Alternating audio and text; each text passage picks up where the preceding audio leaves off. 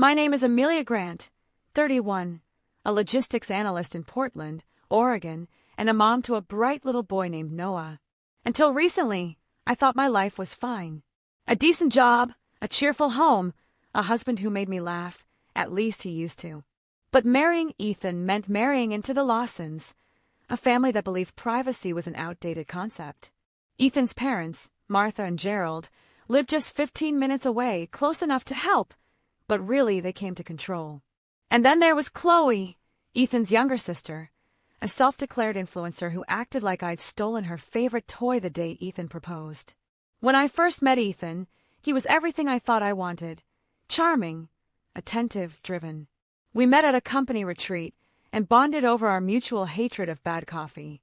Within a year, we were married, and Noah came soon after. That's when the cracks appeared. At first, I tolerated the pop-in visits and the backhanded compliments. "Oh, you feed him store-bought purees," Martha would sneer. "Some moms are just too busy, I guess." Gerald's smile lingered too long, his hands always landing lower than they should. Chloe rolled her eyes every time I spoke, her contempt loud and unfiltered. Still, I kept my cool for Noah's sake. But the day Gerald opened the nursery door while I was nursing, just staring before saying, "Oops," something inside me shifted. When I told Ethan, he brushed it off. "Dad's just awkward, don't make it weird." A few months later, Ethan began working late. Receipts from tile shops, lighting stores, and real estate offices started showing up.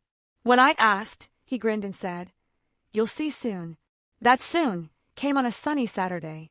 His parents arrived dressed like they were heading to a photo shoot, Chloe recording with her phone.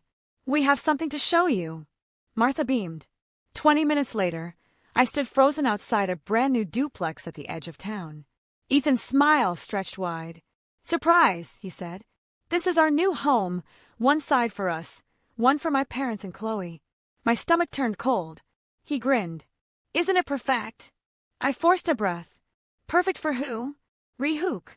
Amelia doesn't know it yet, but this gift will cost her everything she thought she could trust." Ethan's excitement was childlike, almost manic. He ran his hands over the porch railing, gesturing toward the twin doors like a proud showman. "Left side for us, right side for Mom and Dad," he announced. "It's a duplex, Ames. We'll be close but still have our own space." Martha clapped her hands together, and Gerald chuckled as if they'd pulled off a grand family miracle. Chloe raised her phone and said, "You should smile, Amelia. This is going viral." I didn't smile. My heart was thudding too fast. "Ethan," I asked quietly, "how did you pay for this?" He hesitated, just a flicker, before replying, "I used our savings. It's an investment. It's all in our names. Our savings." My voice shook. "You mean Noah's education fund?" His grin faltered, but he didn't deny it. "It's not like it's gone. It's in the house. Equity, you know." My throat went dry. "Without my consent. Without even telling me." He reached for my hand, but I stepped back. Chloe laughed under her breath. "You're being so dramatic. It's not that deep." "It is that deep," I said through my teeth. "You forged my name, didn't you?" Ethan looked cornered. "You were always too busy with work." The seller was about to pull the deal, so I filled in the rest. "Chloe helped." "Helped?" I snapped. "You mean she signed my name?" Chloe shrugged. "You'd have signed anyway. We just saved time." Gerald chimed in, his voice syrupy. "You're married, dear. It's all one family." That word, family, had never felt so suffocating. I clutched Noah tighter, his little head resting on my shoulder, unaware of the storm brewing above him. That night, Ethan acted like nothing had happened. He made pasta, poured me a glass of wine, and tried to sound gentle. "Amelia, I know you're mad, but the paperwork's done. The house is ours. You'll come around." I stared at him across the table, realizing that the man I once trusted with my life had stolen it piece by piece, with a smile. He looked up from his plate. "Ames, are you even listening?" "Yes," I said softly. "I'm just making notes." Rehook. The next morning, Amelia's calm mask will shatter more than just trust. It'll expose a secret Ethan never meant her to find. By morning, my mind had shifted from fury to focus. I wasn't going to scream. I was going to prove it. After dropping Noah at daycare, I drove straight to the bank where our joint accounts were held. My hands trembled only once when I said Ethan's name. The loan officer, a calm woman in glasses, pulled up the records. "Here's the mortgage application," she said, turning her monitor. Both parties signed digitally. I leaned closer. The signature looked like mine, but the slant of the A was wrong. Too perfect, like someone traced it. Beneath it was a number I didn't recognize. "Can you check that phone number?" I asked. She nodded, typing quickly. That number was used to verify the e-signature. I took a photo of the screen before thanking her. Back in my car, I ran the number through a reverse lookup. My chest went cold.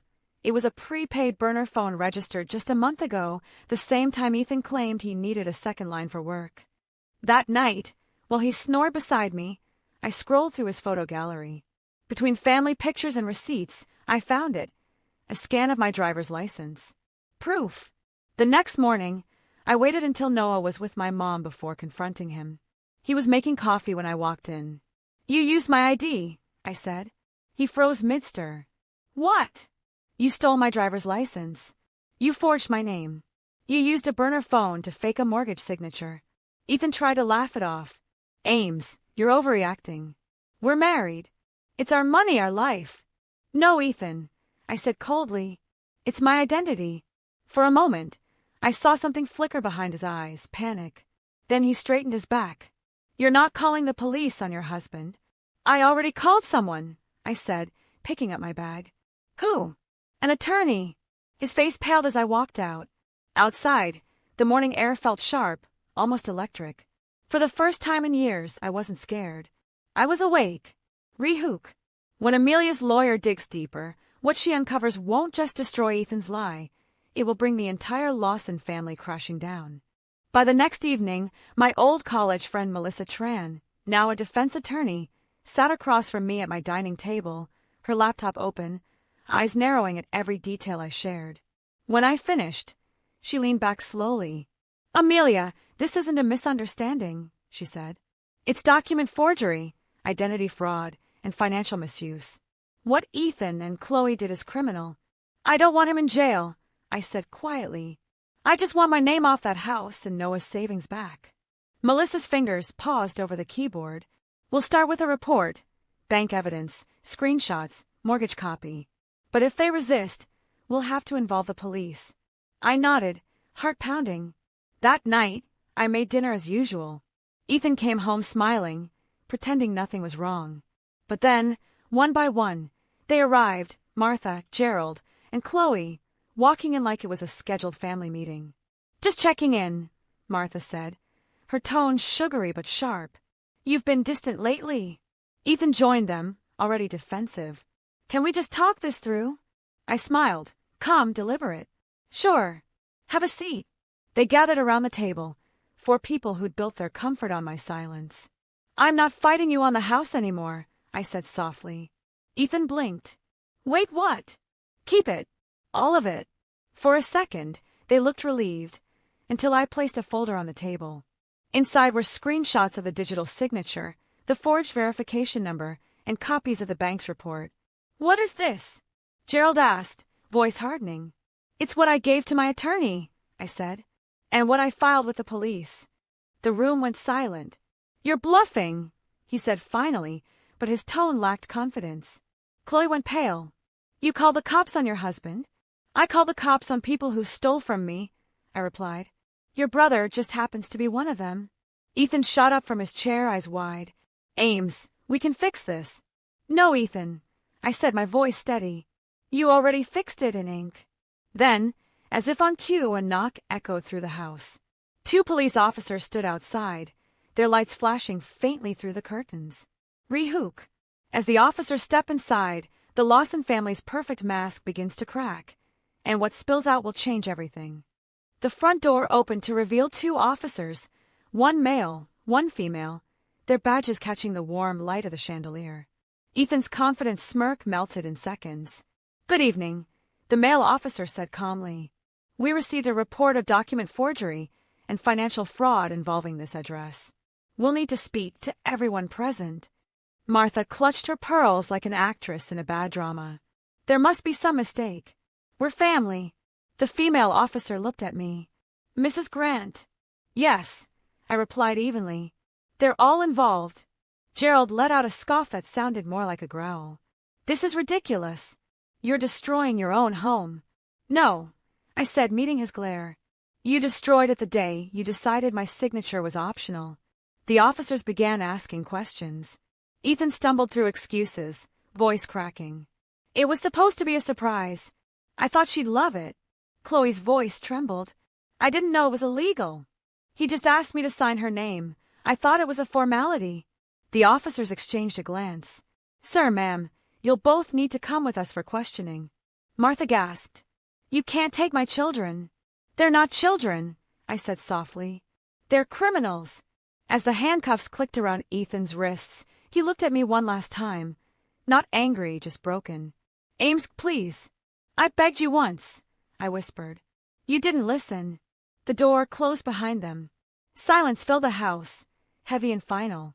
Martha stood frozen, mascara streaking her cheeks, Gerald muttering curses under his breath. Melissa arrived minutes later, calm and composed. They'll be held overnight, she said, flipping open her folder. If we push the charges, it'll go to court. But if we negotiate restitution and full ownership release, you'll get your freedom faster. Do it, I said without hesitation. For days, the Lawson name trended online. Family's duplex dream turns to fraud scandal. Chloe's influencer brand imploded overnight. Gerald and Martha were shunned at their country club, their perfect image shattered beyond repair. Ethan tried calling me from the station. I let it ring. By the end of the week, the house was no longer mine, and for the first time, that felt like peace. Rehook. But Amelia's story isn't over yet, because every ending needs justice, and every betrayal deserves a price. A week later, the dust began to settle, or so it seemed. Ethan and Chloe were released pending investigation, but the walls around them were closing in. Their own attorney advised them to negotiate, and for once they listened. Melissa drafted the terms with surgical precision: restitution, mortgage transfer, and a non-contact clause. Ethan's voice shook during the mediation. If I sign this, I lose everything. You already did, I said quietly. By the following Monday, it was over. The duplex was listed for sale. The market had dipped, and the house went for less than they paid. Between the penalties, legal fees, and repayments to Noah's education fund, Ethan walked away with almost nothing. To cover the remainder, he sold his car and cashed in his investments. Chloe borrowed from their parents, and Gerald's rage was so loud Melissa overheard it through the conference call. You had one job, Chloe, he yelled. One fake signature, and you ruined us. Their perfect little empire cracked. Piece by piece, Martha stopped showing up at her charity meetings. Chloe's social media vanished overnight. Ethan moved back in with his parents, into the same house where their lies began. I, meanwhile, was already gone. The day I signed the final papers, I packed what mattered: Noah's toys, my grandmother's locket, a few photos, and drove 2 hours south to Ashland, a quiet town where my sister lived. The rental house was small, its walls still smelling faintly of paint, but when Noah ran through it laughing, it already felt like home. My company approved remote work, and the first morning I logged in from my new kitchen, sunlight pouring through open windows, I realized how quiet life could be when no one else was shouting over it. A few days later, there was a soft knock on my door. Martha. Makeup smeared, eyes red. I didn't know, she whispered. I never wanted it to go that far. I believed her, but belief isn't the same as trust. I hope you find peace, I said, and closed the door. For the first time, it stayed closed. Rehook. But peace has its own silence, and sometimes, in that silence, the echoes of what you survived finally speak back. The legal storm passed, but the emotional wreckage took longer to clear. For weeks, I lived in the kind of stillness that felt foreign. No slamming doors, no uninvited visits, no tension humming in the walls. Just me, Noah, and the sound of the wind brushing past the curtains of our small Ashland home. Noah adjusted faster than I expected. Kids are built for resilience in ways adults forget. He stopped flinching at sudden noises, stopped asking why Grandma didn't visit anymore. Instead, he started drawing, endless pages of stick figures and little houses. One evening, I came home from the grocery store to find him curled on the couch, crayons scattered around. He looked up and smiled, holding up his newest drawing. "Mommy's new house," he said proudly. "See? Just us. And a dog." I laughed softly. "We don't have a dog, sweetheart." "Not yet," he said with the certainty only a child can have. Then he added, almost as an afterthought, "We're safe here, right?" The question hit me harder than I expected. I knelt beside him. "Of course, baby. Why do you ask?" He shrugged. "You don't cry in the bathroom anymore." My breath caught. For a long moment, I couldn't speak. I just hugged him, held him so tightly that all the words I couldn't say poured out in that silence. Later that night, after he fell asleep, I sat on the porch watching the moon hang low over the trees. I thought about everything I'd lost: a marriage, a home, a version of myself that tolerated too much for too long. And yet, beneath it all, there was a strange calm. I didn't feel broken anymore. I felt reborn. I reached for my phone, opened a new email draft, and wrote the subject line: "Legal name change. Amelia Lawson, Amelia Grant." Not out of spite, but as a final step of reclaiming my own story. The next morning, Noah woke up early and ran to the porch, sunlight spilling around him. "Mommy," he giggled, "can we get a puppy today?" I smiled. "Yeah," I said softly. "I think it's time." The past had finally loosened its grip, and for the first time in years, I wasn't surviving. I was living. Rehook final. Because sometimes freedom doesn't look like running away.